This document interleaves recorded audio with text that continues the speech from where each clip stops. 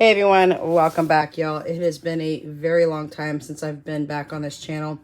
I'm going to discuss that here in a minute, why it's been so long, what's going on, and what this channel is going to hold moving forward. Anyways, got a call from my mom today. Was told to go to Price Chopper. It's a pretty expensive store around here, so I don't usually shop at stores like that. We all know inflation is up a lot higher than what the government is mentioning. That is a given. All you gotta do is step inside any local store, look at your prices, and we already know. But she said they had pork loins on sale, and I thought, okay, let's do this. So got myself a pork loin. This one was a lot better price than what she had quoted me. She said that it was $1.67 a pound. Y'all, with the rising pricing of meat going up, it's insane what we're all going through right now. The prices of everything have just shot up. Inflation is out of control. The American government will tell you otherwise, but it doesn't take a genius to look around and start looking at prices to know the opposite. With that being said, my mom's Price Chopper is in a different town than mine. Yes, they had the sale for $1.67, but my daughter Tori looked around and she said, "Mom, this one's reduced. I've got this for 80 cents a pound." Now, this is over 22 pounds of pork loin.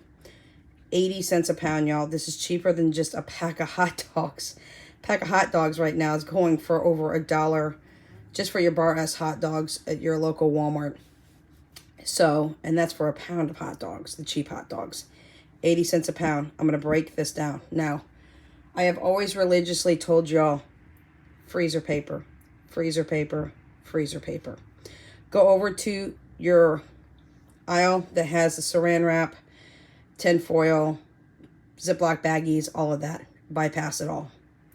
Go to where you see Reynolds freezer paper. The reason for this is later on this week, you will see what we have left after eating our preps down for over 2 years. Now, this isn't going to be a popular idea to do. A lot of preppers out there will tell you, don't ever eat your stockpile down. We didn't have a choice. It needed to happen. My preps were way out of control. I had 2 years worth of preps and then some. So we've been eating it down. And whatever is left in my prep stash is now upstairs. In this channel, moving forward, I am going to show you how to build a prepper pantry the proper way from the ground up. Now, there's so many different ways to build a prepper pantry and so many different ideas that go into doing so. However, I'm going to give you all the options. I'm going to break it down step by step. Everything from buying your shelving units to storing it in smaller spaces if you don't have room for shelving units like I do. But I'm going to break it all down and I'm going to do it on a budget. A lot of preppers don't want to talk about a budget. They just want to show you the items that they prep and they don't want to tell you about where they got their money from, how much it is, things of that nature.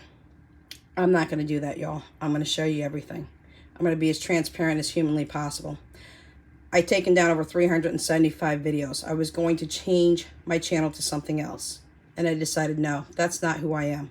I am a prepper, but I'm not an apocalyptic prepper. I am not one of those doomsday prepper. I basically prep for 3 scenarios. Shortages. I prep for things that we keep in the house that we like to keep on hand, that my family likes to use, and for our dietary needs. 2, I prep in case there's a job loss. If me and or my husband lose money, we still have to be able to feed our family. I have 3 teenage children and I have 6 chihuahuas. We need to be able to feed them. And number 3, I prep for bad weather. I do not want to go outside in bad weather and have the issues of trying to get to the store.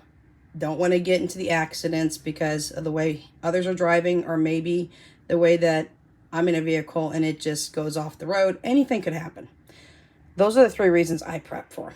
So pork loin was a must today. Thank you to my mom who told me about it. I picked it up ASAP. So we are starting our preps over again. Again, I will go ahead and show you our freezers next week, where we sit with 4 deep freezers. 4 deep freezers, y'all. I got 3 7 cubic foot deep freezers and 1 5 cubic foot deep freezer. I'm going to show you the layout of that as well. So We're re-prepping on meat because we are almost out of meat. I'm not going to lie. Our freezers are going to zero. We've been eating off our preps for over 2 years. I'm also restocking the preps on my dog's food. Now, you know that I have 6 Chihuahuas. This food here is specifically for one Chihuahua. That is Jaya.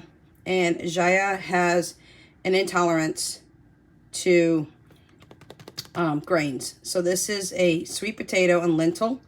I got it at Costco. I believe it was 20 pounds for $21. Good price for her. I am stocking up on dog food first because that's where I needed to have a little bit of focus. You'll see some more dog food for the other dogs here in just a minute. I also got some English cucumbers just to have on hand. These are perishable items, so definitely I do not stock these up. But I have been told, and I was not aware, that you can freeze tomatoes whole. So I'm going to try that. I've never, ever, ever froze tomatoes whole. I did get 2 packages of tomatoes and a couple of cucumbers. Now I'm going to tell you why I've been off my prepping channel for a while here in just a second. Over here I got 3 bags of dog food for the other Chihuahuas. And this is the Little Caesar dog food that I get the other Chihuahuas. 3 bags at just under $19 per bag. Now, I don't really overstock on dog food. The reason for that is after about 6 months, dog food that is dry can go rancid. Doesn't matter if you have it in a Mylar bag. Doesn't matter if you have it in an airtight container. It goes rancid because of the oils that are on it. I prefer to give my dogs homemade dog food. But at this time, the pricing is insane for trying to buy meats and things of that nature. So I've had to resort back to buying dog food currently at this time, hoping in the future I can take dog food back off the table and cook them their proper meals like I like to do. So this is what I'm starting with. It's not a very big haul. I know coming back on the channel, you'd probably want to see a $1,000 grocery haul, but I've got 3 teenagers to raise, y'all. I'm like everybody else. Those preppers else that are out there, any of us preppers are paying the price you guys are paying too as well. It's no joke. Once we start getting low on something, we have to restock. We're not paying the prices we used to pay. We're paying the same price that you guys are paying now. So we feel the hurt as much as you do. Over the last 2 years, not so much here. Why? Because I've been eating off preps, y'all. I had 2 years plus worth of preps that I bought before the prices went insanely crazy. I had freezers full of meat. Now back to what I was talking about with the freezer paper, y'all. I had chicken in the bottom of my first freezer, my meat freezer. And that chicken was over 2 years old in that freezer. It was not in a Ziploc bag. I am not a very big fan of Ziploc bags. I will use them for things like diced onions and peppers, things like that. I will not use it for meat because I have had to get rid of so much meat because I couldn't get enough air out. Yes, I could go to the little bit more expensive food saver bags, but y'all, we rotate meat so fast.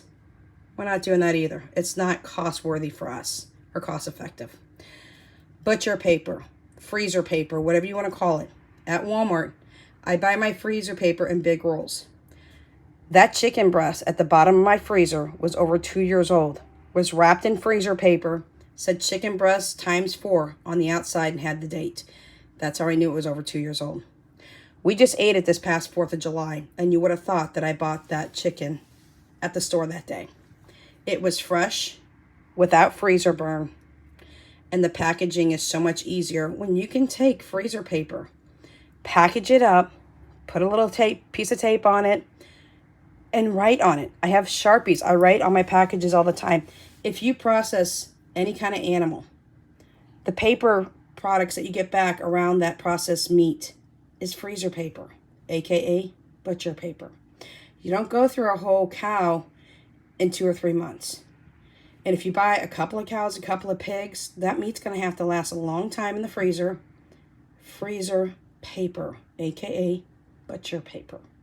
I get the big rolls at Walmart for a little over $7, between $7.50 and $8, and it lasts me a while.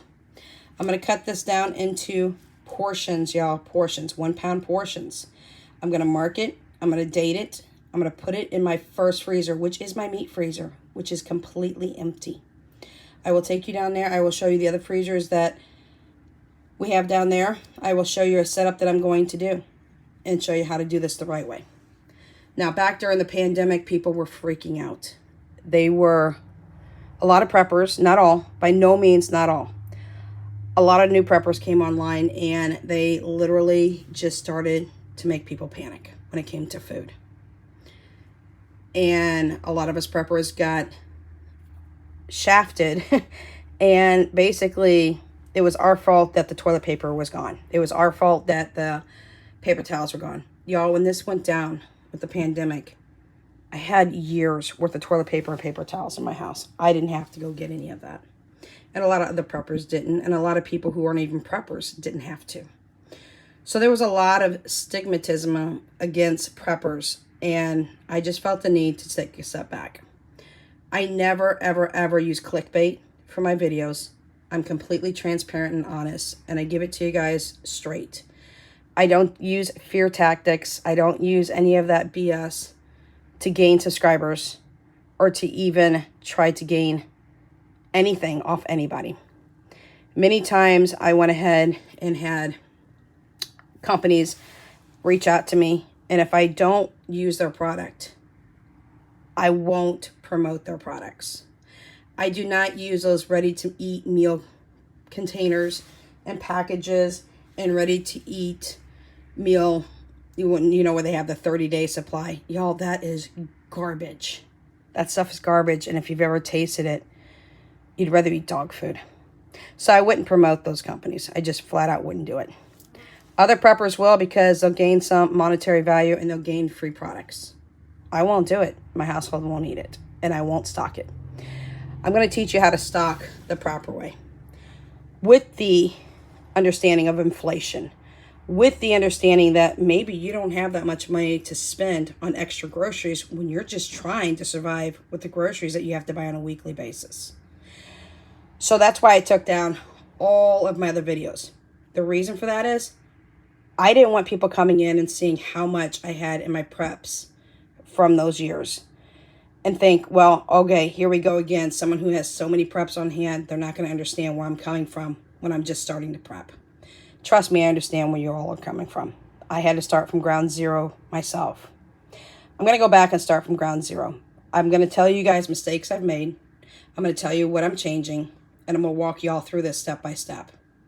And I'm going to do it slow and easy so that I don't lose anybody in the folds of understanding how to prep in a proper way with inflation, knowing that everybody else has got other things to pay for too, not just extra preps. The reason I've been off my channel so long is I've been diagnosed with a condition called COPD. It's chronic obstruction pulmonary disease. I've had some issues since last year where I was getting very, very sick, and I couldn't get over it, and I couldn't get over it, and I couldn't get over it, to the point I was almost bedridden completely. I was struggling to get up, and I was doing what I could, but I was staying in bed for way, way too long. So I decided to take a step back since I have 2 channels from this channel. I was going to redesign this channel and then pulled back at the last second and said no. So I've lost thousands and thousands of subscribers, and I'm okay with that. If I'm not here to watch, why would you stick around? So I am back. It's going to be low, slow, and steady. I'm going to teach you about shelving units. I'm going to teach you about how to store things. I'm going to give you different options. And of course, it's real easy to understand options. I'm going to show you how I prep with 3 teenagers that could eat me out of the house. I always tell people my teenagers have an NFL stomach. They want to eat, you know. I don't have the NFL budget to stock the way that they want to eat. It's just groceries are becoming way too expensive and out of control. So I have to shop sales. There we go. 80 cents per pound for this pork loin because it's got a sticker. This was not the original sale of $1.67. This is one that I have to cut down and get into the freezer tonight. So I just want to let you know that. So anyways, this is what I got for you today.